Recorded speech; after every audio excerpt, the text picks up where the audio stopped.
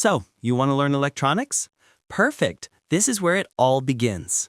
In this video, we're going to explore the foundations of electronics: conductors, insulators, voltage, current, resistance, and more. Everything you need before building your first real circuit. By the end, you'll understand how electricity actually works, and you'll be ready to take your first step as an electronics creator. First of all, what does it really mean to learn electronics? Have you ever stopped to think about that? The journey into electronics begins with the atom. Everything around us is made of atoms. You can imagine each atom as a tiny solar system, a nucleus packed with protons at the center, with electrons orbiting around it. Now picture this. When an electron and a proton come close, they attract each other, like two magnets snapping together. But if you try to push two protons or two electrons together, they push back, just like trying to force the same poles of two magnets to meet. Why does that happen? Early scientists came up with a brilliant explanation. They proposed that these tiny particles carried two kinds of electric charge, opposite in nature. They observed that opposite charges attract, while like charges repel. This simple idea unlocked a huge understanding of how electricity behaves. Naming these charges could have been complicated, but scientists kept it simple. They called them positive and negative to show that they behave in completely opposite ways. And with that, they laid the foundation for everything we know about electricity today. That's why electrons carry a negative charge and protons a positive one. Now, take a look at this piece of metal. It's made up of trillions of atoms. As I mentioned earlier, those atoms contain electrons. And here's the cool part. Some of those electrons can actually break free and move. That movement of electrons, that's what electricity really is. In electronics, our main job is to control one simple thing, the movement of electrons. And when we do, we can create wonders. Power phones, run computers, light up cities, and even send rockets into space. So learning electronics is about mastering the art of controlling electrons, using their power to create amazing things. Think of Avatar: The Last Airbender, where masters controlled the elements: air, fire, water, and earth. Electronics is the real-world version of that. You're learning to bend the flow of electrons, to shape energy and bring ideas to life. You're not just a learner, you're an electron bender. It's not magic, it's science. And with it, you can light up the world. Our first topic: conductors and insulators. Remember how we said electrons can sometimes break free from their atoms and move through materials? Well, materials that let those electrons flow easily are called conductors. Insulators, on the other hand, are like strict jailers. They don't let electrons move freely. Metals like copper are excellent conductors. They're basically the superhighways of electron flow. Materials like rubber or glass are excellent insulators. They stop electrons cold. That's why they're perfect for wire coatings and electrical safety gear. That's why most electrical wires have a copper core, so electrons can move smoothly through the wire, and a thick insulating cover, so we don't get shocked when we touch it, and so multiple wires don't short out by touching each other. Let's move forward. Remember how we said that electrons repel each other? They really don't like being crowded together. So imagine we have two areas. Let's call them Area A and Area B. In Area A, the electrons are packed in tightly, bumping into each other like people crammed into an elevator during rush hour. They're not happy. There's a lot of electron pressure building up. Now over in Area B, things are much calmer. The electrons have more space to move around, so the pressure there is lower. If we connect these two areas with a conductor, something interesting happens. The electrons in Area A start to move toward Area B, from the crowded high-pressure side to the spacious low-pressure side. This movement happens because of that difference in electron pressure. And that's one of the most fundamental ideas in all of electronics. Pretty amazing, right? We've just discovered how to move electrons from one place to another. All we need to do is create a difference in electron pressure, then give those electrons a path, a conductor, to move through. That's the heart of how electricity flows. Now, consider this. As we discussed, when we connect two sides with different electron pressures using a conductor, the electrons naturally flow from the high-pressure side to the low-pressure side. In physics, this pressure difference has a name: voltage. Voltage is the push that drives electrons to move, the force behind electric flow. It's one of the most important ideas in all of electronics. When we control voltage, we control the flow of electrons. And once those electrons start moving because of that voltage, that movement is called an electric current. Now, here's the funny part. Since electrons are negatively charged, they actually flow in the negative direction. But we humans don't like negative things, so by convention, we simply call it a positive current flowing in the opposite direction.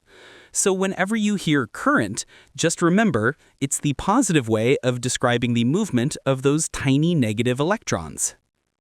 So now that we have a basic idea about voltage and current, let's talk about the battery. A battery has two sides, one positive and one negative. The negative side is packed with tightly crammed electrons, creating a lot of electron pressure. The positive side, on the other hand, has far fewer electrons, so the pressure there is much lower. This difference in electron pressure, also called potential difference, is what we know as the voltage of the battery. Because of this pressure difference, the electrons on the negative side are eager to move toward the positive side. It's just like a crowd of people trying to leave a packed room and move into a more spacious one. Now, let's give those electrons a path to travel. If we connect the two sides of the battery with a conductor, the electrons start moving from the negative side to the positive side. Technically, this is a negative current because the electrons are negatively charged. But remember, we humans don't like negative things. So by convention, we simply say that the current flows from the positive side to the negative side, even though the electrons are moving the other way. Of course, there's no point in just letting electrons flow freely. We want them to do something useful. So let's connect a light bulb to our battery. Now we've got a complete circuit. The electrons are happy because they can finally move to a lower pressure area, and we're happy because their movement gives us light. It's a win-win. In electronics, that's exactly what we do. We apply an electron pressure difference, let the electrons move, and make them do some work along the way. Pretty clever, right? You might be wondering, how long does this movement last? As electrons leave the negative side, its pressure slowly drops, while the positive side's pressure builds up. Eventually, both sides balance out, the voltage falls to zero, and that's when the battery is dead. Now, let's talk about current, the actual flow of electrons. We can define current by counting how many electrons pass through a conductor each second. If Q coulombs of charge flow through a wire in T seconds, the current is simply the amount of charge divided by time. Or, spoken as a formula, current equals charge over time. 1 coulomb represents about 6.2 quintillion electrons. That's a 6 followed by 18 zeros. Pretty wild, right? The unit we use to measure current is the ampere, or simply amp. 1 ampere means 1 coulomb of charge flowing past a single point every second. So, to get a current of just 1 ampere, about 6.2 quintillion electrons have to zip through a single point in the wire every second. Can you even imagine that? It's almost impossible to picture, yet that's what's happening inside every wire around you right now. It might sound enormous, and it is, but at the atomic scale, that's completely normal. The world of electrons is incredibly busy. Now, how do we actually define voltage?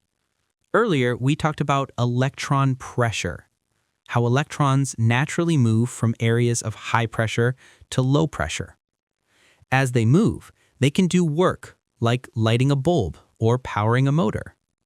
If that pressure difference is large, the electrons move with more force, and they can do more work along the way. If the difference is small, the push is weaker. The electrons drift more gently, and the amount of work they can do is smaller. So, the amount of work that moving charges can produce is a great way to measure how strong that pressure difference is. In other words, voltage tells us how much energy each unit of charge can deliver. If moving Q coulombs for charge does W joules of work, we can define voltage like this. Voltage equals work divided by charge.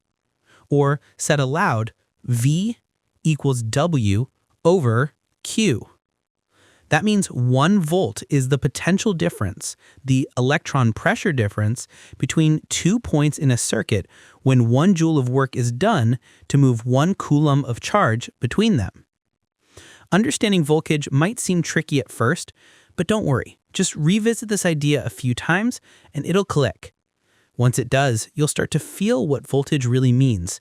It's not just a number, it's the energy behind every electrical push. Now that we've built up some knowledge about electronics, let's talk about how we actually measure voltage and current. For example, how can we measure the voltage across this light bulb and the current flowing through it? To measure voltage, we use a device called a voltmeter.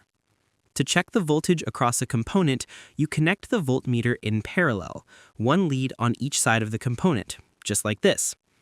To measure current, we use an ammeter. Connecting an ammeter is a bit trickier than a voltmeter because current has to flow through it.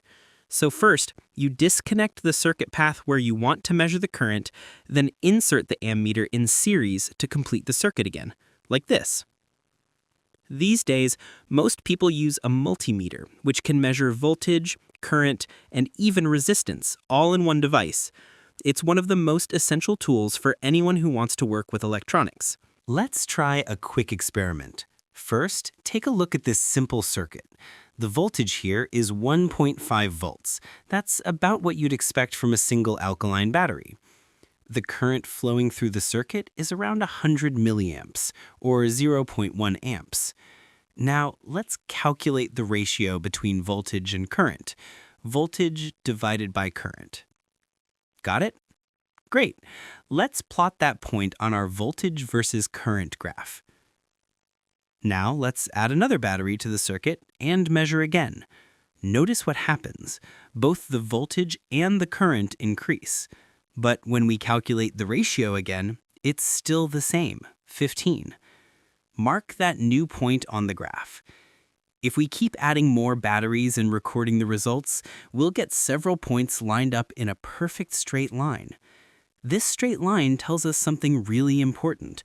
The relationship between voltage and current is proportional.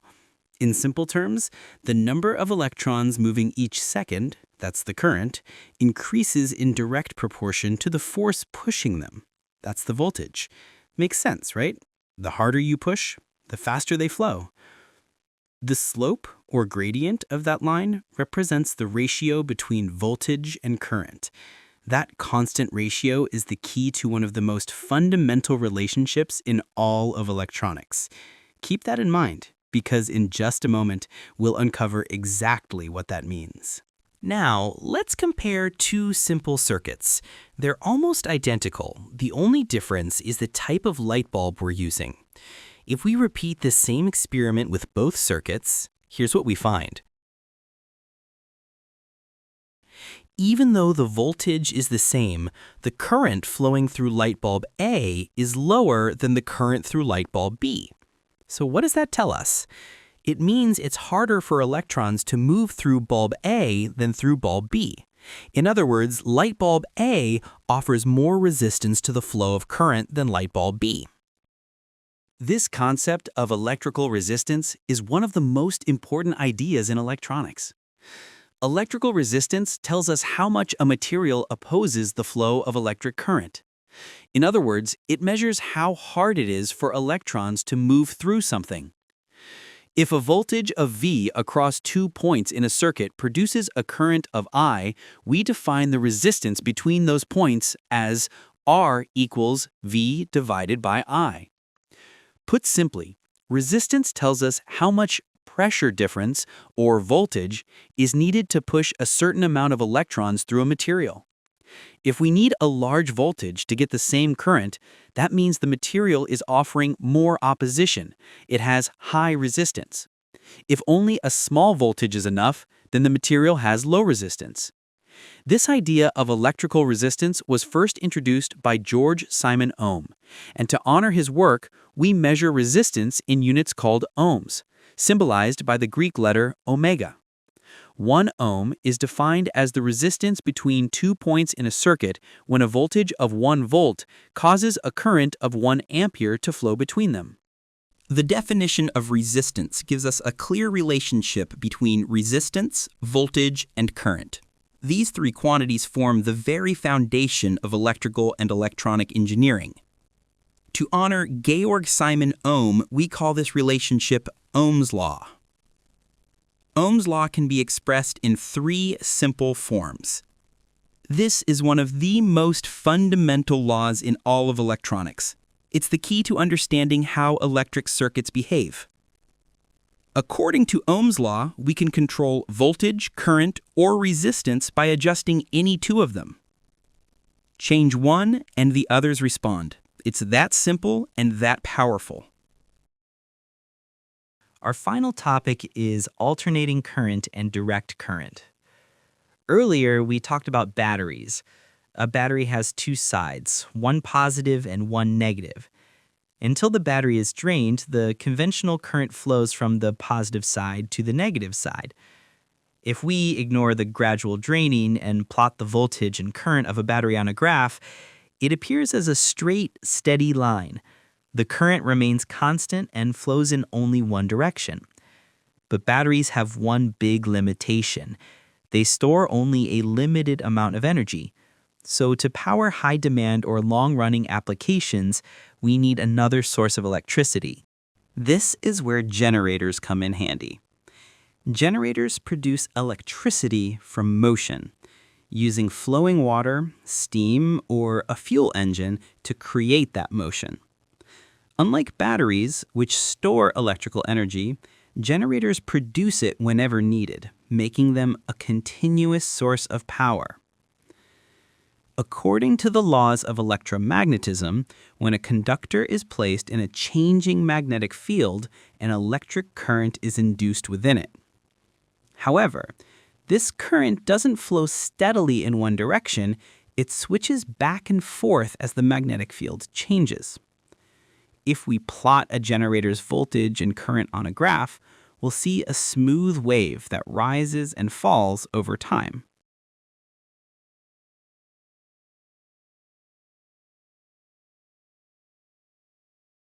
Now let's compare the two. In a battery, the current flows in only one direction. This is called direct current, or DC. In a generator, the current reverses direction periodically. This is called alternating current, or AC. Both types of current are part of our everyday lives. Our homes receive alternating current from the main power grid, the kind that powers lights, heaters, and motors. Meanwhile, all our battery-powered devices like phones, laptops, and flashlights use direct current. And that brings us to the end of our journey into the foundations of electronics, from atoms and charges all the way to voltage, current, and resistance. You can support our work and help us keep creating more educational content by joining our Patreon community. Your support truly helps us bring science to life for everyone. If you enjoyed this video and learned something new, don't forget to like, subscribe, and tap the notification bell so you never miss our next science adventure.